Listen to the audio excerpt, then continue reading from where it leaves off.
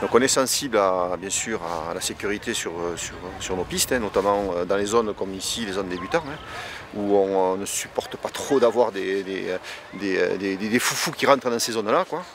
Donc pour cette raison, on mène des actions sur le domaine skiable, à des endroits précis du domaine skiable, notamment sur l'espace découverte, sur les retours stations, et puis sur les zones un petit peu plus en aval, et puis en amont, mais sur la station, sur les zones rouges, ainsi de suite, où on a le service des pistes qui réalise pas des contrôles de vitesse, on n'est pas là pour prendre le pas sur la gendarmerie, mais on est là pour prévenir les gens un petit peu et puis avertir les personnes qui vont un petit peu vite sur les pistes et qui ont des comportements qui sont entre guillemets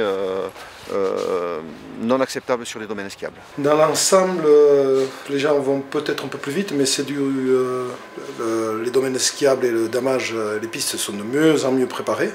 Donc forcément aussi mieux sécurisé. Et le matériel aussi a évolué et permet d'aller aussi un peu plus vite. Donc le comportement, oui, les gens peuvent aller un petit peu plus vite. Mais c'est pas forcément pour ça qu'on a beaucoup plus d'accidents. On en a, oui, de temps en temps.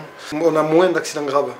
Et c'est lié aussi au matériel, puisque la plupart, pas tout le monde, mais de plus en plus, les gens sont casqués.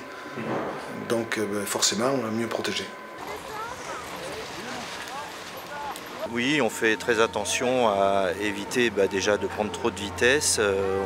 On éduque aussi nos enfants par rapport à ça, à éviter les dangers, bien rester sur les pistes, éviter les hors-pistes, même si on a l'impression parfois que c'est pas dangereux, ça peut le devenir. Donc vraiment quelque chose, voilà, il faut montrer l'exemple. On est comme, voilà, il faut faire attention aux autres, quoi. C'est hyper important. Voilà.